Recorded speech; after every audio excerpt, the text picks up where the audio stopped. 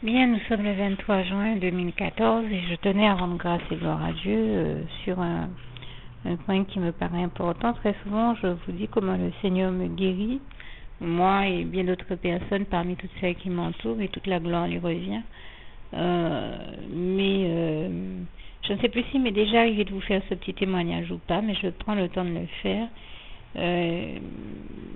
Je voulais tout simplement rendre grâce et gloire à Dieu et dire comment, depuis ma conversion et mon baptême, ma conversion par laquelle j'ai accepté le Seigneur Jésus comme mon sauveur personnel, et je précise entre parenthèses que je rajouterai pour ceux qui n'ont pas encore fait cette démarche et cette prière, la prière nécessaire à la fin de ce document, donc pour y parvenir. Je referme cette parenthèse. Et donc, bien sûr, après avoir accepté le Seigneur Jésus, j'ai pris aussi le baptême qui nous invite à prendre, qui nous a notamment invité à prendre en nous donnant l'exemple en passant lui-même par les eaux du baptême à l'âge adulte. J'ai choisi de suivre son exemple, et quelques mois après l'avoir accepté comme mon sauveur personnel, très rapidement, j'ai choisi de prendre le baptême, et j'ai pour habitude de dire que c'est la plus belle décision que j'ai eu à prendre dans ma vie, que c'est le plus bel acte que j'ai posé, celui de m'engager avec Dieu. Quand j'ai compris qu'il n'était pas en train de me demander de m'amuser à faire un nouveau baptême alors que mes parents m'avaient baptisé quand j'étais petite, ce n'est pas le sens du baptême que l'on prend quand on est adulte. Le sens profond du seul véritable baptême que l'on prend quand on est adulte pour s'engager avec Dieu, Jésus-Christ et son Saint-Esprit, on le prend en comprenant que justement Dieu nous dit: ok, quand tu étais petit, c'était la décision de tes parents de te baptiser, mais maintenant que toi tu es devenu adulte, que choisis-tu de faire? Choisis-tu de t'engager avec Dieu, Jésus-Christ et son Saint-Esprit, de marcher avec lui, de marcher avec Jésus, de suivre Jésus-Christ, comme le passage de Jean 8, verset 12 nous y invite, de manière à aller de l'avant avec Jésus-Christ dans ta vie? Ou choisis-tu de te détourner de Dieu, auquel cas nous savons que quand nous disons non à Dieu, c'est comme dire oui au diable, et résultat, on se retrouve au lieu de suivre Dieu au paradis, se retrouver à aller en enfer avec le diable. Et un passage nous confirme bien cette réalité. C'est Marc 16, verset 16 qui nous dit: celui qui croira et qui sera baptisé sera sauvé, mais celui qui ne croira pas sera condamné. Et nous l'avons compris, condamné à quoi? À aller brûler dans les flammes de l'enfer avec le diable. Alors bien entendu, vous comprendrez bien que quand j'ai compris cette réalité, déjà je me suis demandé pourquoi personne ne m'avait jamais dit ça auparavant dans ma vie. Et dès que j'ai découvert ce passage et que je l'ai compris, je me suis dépêchée d'aller prendre le baptême, de confirmer mon engagement envers Dieu, de dire à Dieu que je l'aimais, que c'était lui que je choisissais, que c'était avec lui que je choisissais de m'engager. La preuve que je croyais suffisamment en lui pour me faire baptiser à l'âge adulte. Et pour moi, c'est un peu ma manière d'interpréter ce passage de Marc 16, verset 16. C'est un petit peu comme si on nous disait: celui qui croira suffisamment en Dieu pour se faire baptiser à l'âge adulte sera sauvé. Celui qui croira suffisamment en Dieu pour se faire baptiser au nom du Seigneur Jésus-Christ, bien sûr. Alors que celui qui ne croira pas sera condamné. Et comme Dieu nous invite également à la conversion, comme il est écrit en Acte 2, verset 38, Acte 3, verset 19, Jean 3, verset 3 à 7, j'ai très bien compris qu'il ne s'agissait pas que je reste dans la même église, dans la même religion, sinon il n'y avait pas de conversion, mais qu'il fallait bien que ça change. Et dans mon cas, Dieu m'a appelé par le biais d'un pasteur évangélique. C'est donc par ce biais que je me suis baptisée. Et comme je le disais tout à l'heure, c'est la plus belle décision que j'ai eu à prendre dans ma vie, une décision que je n'ai jamais eu à regretter. J'en grâce et gloire à Dieu, et d'ailleurs j'en vois les bienfaits au quotidien dans ma vie. Je vois la gloire de Dieu dans ma vie. Je ne suis pas la seule, les autres même me témoignent qu'ils voient la gloire de Dieu dans ma vie, à divers niveaux, sur divers points, dans divers domaines, et toute la gloire lui revient, notamment sur le plan de la santé, ou même s'il m'arrive d'avoir des soucis de santé, je vois toujours Dieu m'en guérir, m'en délivrer, m'en sauver, et toute la gloire lui en revient, puisqu'il est aussi écrit dans le psaume 103, verset 2 à 4, que Dieu est celui qui nous guérit de toute maladie. Et je suis bien placée pour en parler, parce que combien de fois le Seigneur m'a guéri de choses dont je souffrais. Et il y a une chose en particulier dont je voulais parler, j'ai envie de dire de chrétienne à chrétienne, de femme à femme, eh bien, bon, c'est pas toujours évident d'aborder ce sujet-là, mais je crois que c'est un sujet qui nous tient à cœur, nous femmes.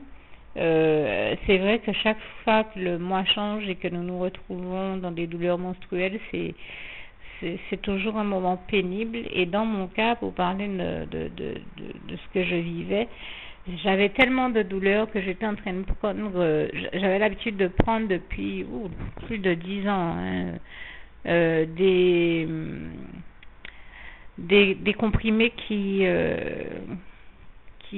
certes étaient des comprimés qui étaient faits pour calmer les douleurs, mais qui étaient quand même pas mal nocifs et c'est vrai que ils avaient des effets secondaires, ils calmaient mes douleurs, mais ils provoquaient bien d'autres choses néfastes chez moi. Et j'étais embêtée, j'avais déjà cherché des solutions, mais je n'en trouvais pas, c'était les seuls qui me calmaient et j'étais vraiment embêtée. Et puis, depuis ma conversion, j'ai découvert que je sais pas comment le Seigneur Jésus a fait ce miracle-là. À l'époque où je prenais tous ces comprimés, j'étais obligée d'en prendre 6 et c'était des comprimés très très forts et en plus je prenais de gros risques parce que ça allait au-delà de la dose autorisée. Mais je souffrais tellement que je ne pouvais pas faire autrement et je sais pas comment le Seigneur Jésus a fait ce miracle-là, mais depuis que je l'ai accepté dans mon cœur, dans ma vie et que j'ai pris le baptême, eh bien c'est une chose qui l'a changé. Ça fait presque 10 ans maintenant que chaque mois, soit je n'ai pas mal du tout, soit si j'ai mal, eh bien au lieu de 6 comprimés comme je les prenais avant, je n'en prends plus qu'un et en plus pas la même marque. J'ai trouvé quelque chose qui n'a pratiquement pas d'effet secondaire, qui est très léger. C'est un comprimé qu'on peut prendre si on a une migraine, donc c'est quelque chose de vraiment léger. Ce n'est même pas un anti-inflammatoire, c'est quelque chose d'autre et qui est vraiment très très très très léger. Et, au lieu de 6 comprimés, avec un seul comprimé, je suis très très bien. Et je rends vraiment grâce et gloire à Jésus. Et je peux dire que je sais vraiment que c'est Jésus seul qui a fait ça. Et toute la gloire en revient à Dieu, à Jésus et à son Saint-Esprit. Je sais que c'est vraiment Jésus qui m'a délivrée parce que j'ai aussi un frère en Christ qui m'a donné à peu près le même témoignage, même si c'est sur une question différente. Lui, il est un amateur de bon café. Et il me disait qu'avant sa conversion, il était obligé de prendre au moins 6 cafés par jour. Et que du jour où le Seigneur Jésus est rentré dans sa vie, eh bien... depuis qu'il s'est converti baptisé comme moi, au lieu de 6 cafés par jour, lui aussi ne prend qu'un café tous les jours et bien sûr, il s'en sent beaucoup mieux au niveau de sa santé et ça se ressent. Moi, je dis que ça nous démontre qu'il n'y a vraiment que Jésus qui a pu nous délivrer à ce point-là, sans compter que dans mon cas, il y a vraiment des mois où je n'ai aucune douleur menstruelle et ça, je dis vraiment toute la gloire revient à Dieu, à Jésus, à son Saint-Esprit, parce que j'étais quelqu'un qui souffrait énormément et je ne connaissais pas de répit à ce niveau-là. Je ne pouvais pas dire avant que j'avais des mois sans douleur. Alors que maintenant, j'ai vraiment des mois sans douleur où je ne me rends même pas compte que je suis indisposée tellement le Seigneur a étendu la main sur moi et je vais mieux. Et je peux vous dire que généralement, quand j'étais malade comme ça, que j'avais ces douleurs-là, c'était... vraiment problématique pour moi comme pour ceux qui m'entouraient et on savait que je ne faisais pas de comédie parce que malheureusement ma mère elle aussi quand elle était plus jeune et qu'elle avait les mêmes choses, eh bien c'était des jours où elle ne pouvait même pas aller en cours, où on était obligé de faire venir le médecin, la faire piquer pour la calmer, elle était dans des douleurs atroces elle aussi et j'avais à peu près, on va dire, j'étais à peu près dans le même état, si ce n'est que dans mon cas, les symptômes étaient différents, mais avec des douleurs très très fortes. Ça se manifestait de manière différente pour elle, mais j'avais des douleurs très très fortes et comme je disais, qui nécessitaient des prises médicamenteuses parfois au-delà même de la dose autorisée tellement je souffrais, mais là je n'ai plus à prendre ces risques-là parce que le Seigneur Jésus m'a calmé. Je tenais à lui dire merci et à vraiment lui rendre grâce et gloire. Merci éternel mon Dieu, merci mon Jésus d'amour, merci Saint-Esprit, je t'aime et nous t'aimons tous, nous tous tes enfants. Louange, honneur et gloire à toi Seigneur, merci. Bien entendu, je me vois dans l'obligation de vous demander de bien vouloir m'excuser pour le bruit ambiant que vous entendez, ce bruit de tondeuse. Et malheureusement, comme j'ai déjà eu l'occasion de vous le témoigner, chaque fois que je prends le temps de vous faire des témoignages, il faut toujours qu'il y ait quelque chose pour venir contrarier la qualité sonore de mes enregistrements, mais nous savons déjà de qui ça provient. Hein. C'est celui qui est danger, qui est toujours gêné et estime dangereux d'entendre parler de la gloire de Dieu et qui ne le supporte pas, l'ennemi de Dieu, qui est vaincu, qui est déchu, et toute la gloire en revient à Jésus, hein, l'éternel vainqueur Jésus-Christ qui est l'éternel vainqueur avec Dieu et son Saint-Esprit sur le diable, et toute la gloire en revient à Dieu, à Jésus et à son Saint-Esprit. Et donc, bien sûr, dès que je dois témoigner, le diable fait l'intéressant. Il est toujours en train de faire du bruit d'une manière ou d'une autre, ou autre chose, pour essayer de m'empêcher de témoigner de sa gloire. Ça ne s'arrête pas à moi. Si ça ne s'arrêtait qu'à moi, à la limite, je serais tranquille. Il est toujours en train d'emmerder les enfants de Dieu pour essayer de voir comment il peut nous empêcher de témoigner de la gloire de Dieu. Mais encore une fois, je vous demande de m'excuser. Vous comprendrez que ce bruit est bien indépendant de ma volonté, puisqu'il gâche la qualité sonore de mes documents.